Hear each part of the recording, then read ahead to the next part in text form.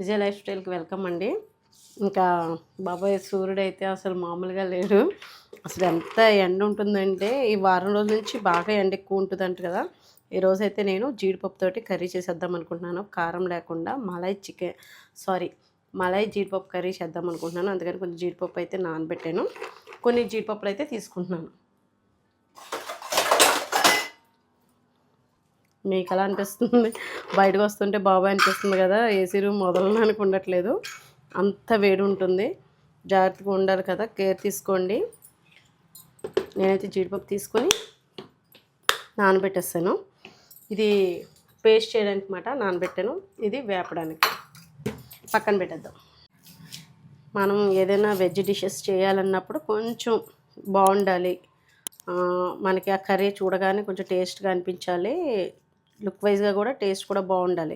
రెండు చూసుకుంటాం కదా. అలా జీడిపప్పుతోటి ఇలా మలై కర్రీ చేసి పెట్టండి. రోటీలు కానీ, రోటీలోకి బాగుంటుంది నాకు తెలిసి, బాగా చపాతీలోకి కానీ, ఇంకే చపాతీలోకి సంబంధించిందంటే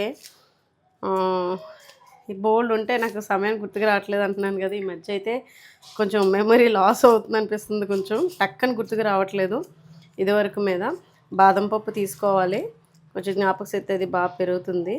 స్ట్రెస్ ఎక్కువ ఉన్నా కూడా మనం కొంచెం మర్చిపోతూ ఉంటాం కదా.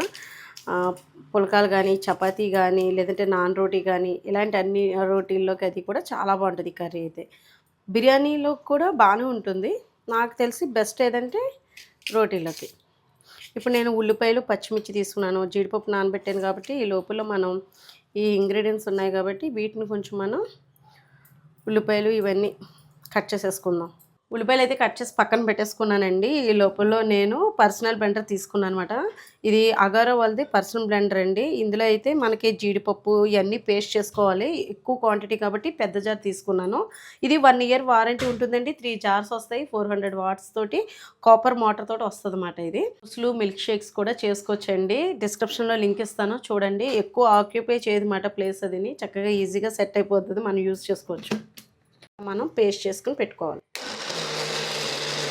ఉల్లిపాయలు కట్ చేస్తానండి. అల్లం, వెల్లుల్లిపాయలు, కొంచెం అల్లం కట్ చేసుకున్నాను, వెల్లుల్లిపాయలు కొద్దిగా తీసుకున్నాను, పచ్చిమిర్చి, అలాగే ఇవి డ్రైగా వేపడానికి మాట, రోస్ట్గా వేపడానికి కొంచెం బటర్ వేసాను, కొద్దిగా ఆయిల్ వేసుకున్నాను.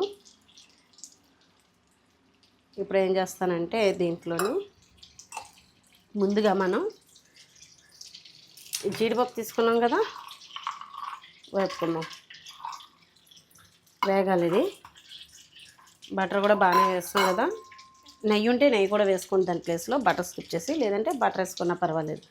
టేస్ట్ బాగుండాలంటే బటర్ ఖచ్చితంగా ఉండాలి. నేను ఎప్పటికప్పుడు తెప్పిస్తాను. వేసాను ఇది. కొంచెం నూనె కాగనిద్దాం. ఆయిల్ కాగాలి కదా, వేడెక్కాలి కదా. జీడిపప్పుని కొంచెం దోర రంగులోకి వేపుకుందాం.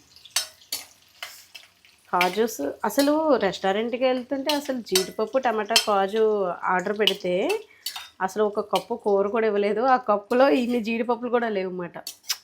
డబ్బులు మటుకే బాగానే తీసుకుంటున్నారు కానీ అస్సలు అలాగే తప్ప కానీ అస్సలు ఇంట్లో చేసుకోవడం బెటర్ అనిపిస్తుంది నాకైతేనే. నిజంగా అలాగే అనిపించింది. ఏంటంటే మనం కొంచెం ఏదో రెస్ట్ కావాలి కదా, ఏదో సరదాగా ఒకసారి అత్తమాట వెళ్ళాం కదా అని చెప్పేసి వెళ్ళాం తప్పగానండి. రెస్టారెంట్కి వెళ్ళినా కూడా ఫుడ్ మధ్య క్వాలిటీ ఉండట్లేదు మాకు అనిపించింది నాకైతే. అసలు జీడిపప్పు, టమాటా ఆర్డర్ పెడితే అసలు జీడిపప్పే రాలేదు అందులో పెద్ద. ఇదివరకు అలా ఉండేది కాదు, బాగుండేది ఫుడ్. అంటే మా సైడ్ మాకు, నేను రెస్టారెంట్ పేరు అది చెప్పట్లేదు కానీ రావులపల్లిలో రెస్టారెంట్కి వెళ్తే నాకు అలా అనిపించింది అన్నమాట. సరే, ఇంకా మీరు కూడా టేస్ట్ చేస్తారు కదా.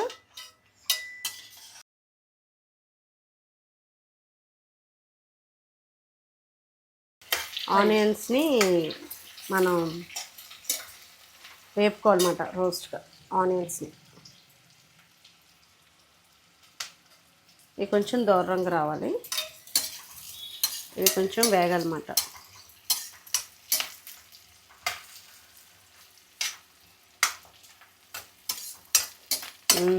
జీడిపప్పు వేపమేమో మంచి అరోమా వస్తుంది. జీడిపప్పు ఆ కలర్లో వేపుకొని మనం కూరలో యాడ్ చేసుకుంటే బాగుంటుంది. అదేమో నానబెట్టిన జీడిపప్పు.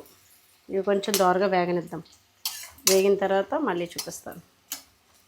ఇదిగోండి ఆనియన్స్ అయితే వేపేస్తున్నాను. ఆనియన్స్, అల్లం, ఎల్లుల్లిపాయలు ఇవి కూడా.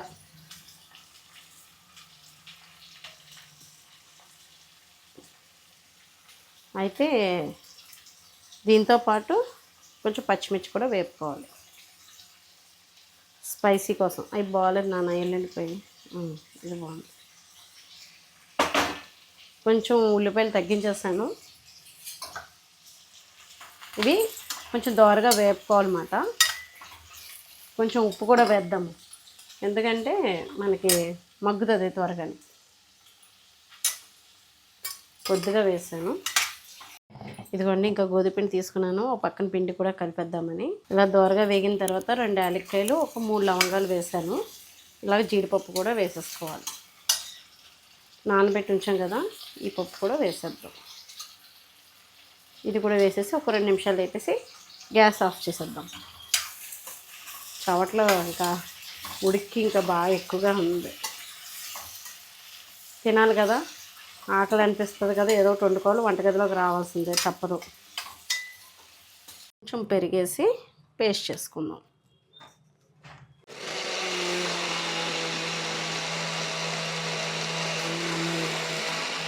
ఇదిగోండి ఇలా మెత్తగా గ్రైండ్ చేసేసుకోవాలి. కొంచెం బటర్, కొంచెం ఆయిల్ వేసాను. దీనికి బటర్ ఎక్కువ పడుతుందండి, అంటే టేస్ట్ బాగుంటుంది కర్రీ. మరి వెజ్ కదా. ఇదిగోండి పేస్ట్ అయితే చేసేసుకున్నాను.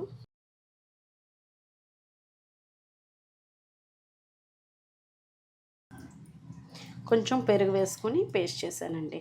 కొంచెం వాటర్ కూడా వేసుకొని కూడా చేసుకోవాలి.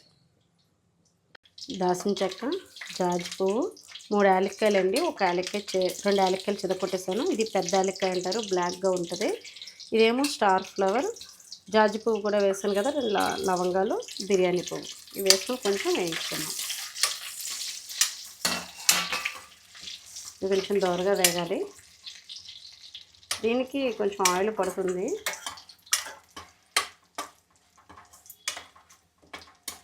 ఇది వేగగానే మనకి ఈ పేస్ట్ వేసేసుకోవాలి.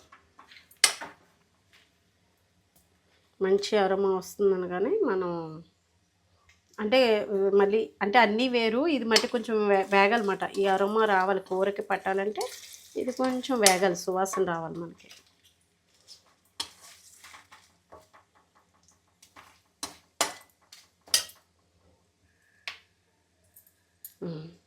వేగిని ఉబ్బిని కదండి యాలక్కాయలు అయ్యి.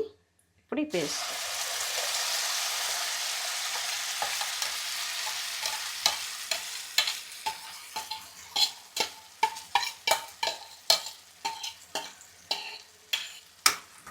ఇప్పుడు మనం కొంచెం ఇది వేయించుకోవాలి.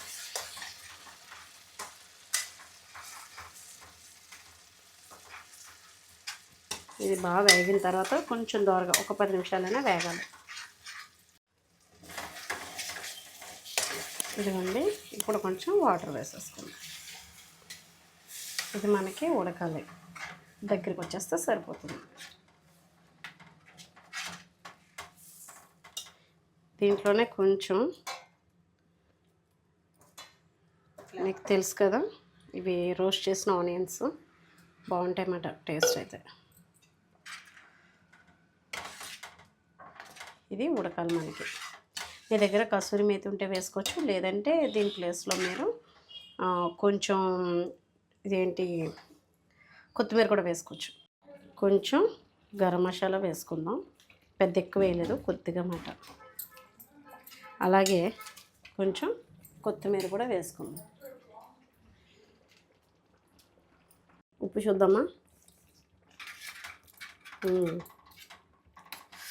ఇలా ఉంది టేస్ట్ అయితే, కొంచెం ఉప్పు పడుద్ది.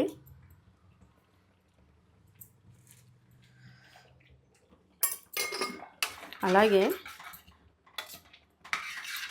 ఈ పేస్ట్ ఇలా ఉడికింది కదా, పచ్చివాసన పోయేలాగా కొంచెం సిమ్లో పెట్టుకొని ఒక 5 మినిట్స్ అయినా ఉంచాలి మనం. దాంతోపాటు కొంచెం జీడిపప్పులు కూడా వేసేద్దాం.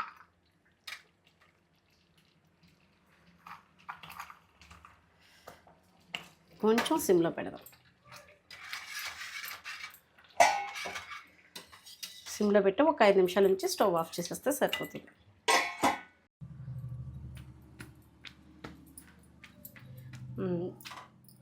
కొంచెం ఆయిల్ వేసి కాల్చేస్తాను.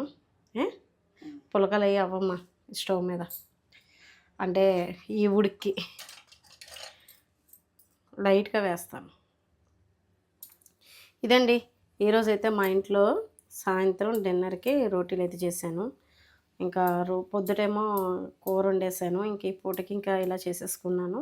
ఇది పొద్దుటికి కూడా ఉంటుంది. చక్కగా మనం మళ్ళీ ఏమైనా టిఫిన్ కింద 2 చపాతీలు చేసుకున్న పిండి స్టోర్ చేసుకుని రేపొద్దున టిఫిన్ కింద కూడా వచ్చేస్తుంది అనమాట. సాయంత్రం చేసుకుంటే కనుక కొంచెం కూర ఫ్రిడ్జ్లో పెట్టేసుకోండి చల్లారిన తర్వాత, మంచిగా టేస్టీగా ఉంటుంది. పిల్లలకి అది బాగా నచ్చుతుంది. మనం ఏ కారం ఏం కదా, ఉత్తి గరం మసాలా తప్ప. తప్పకుండా మీకు నచ్చుతుంది అనుకుంటున్నాను ఈ వీడియో నచ్చితే కనుక లైక్ చేయండి, షేర్ చేయండి, సబ్స్క్రైబ్ చేసుకోండి. బాయ్ అండి. కొంచెం జొన్న పిండిని గోధుమ పిండి కలిపానమాట.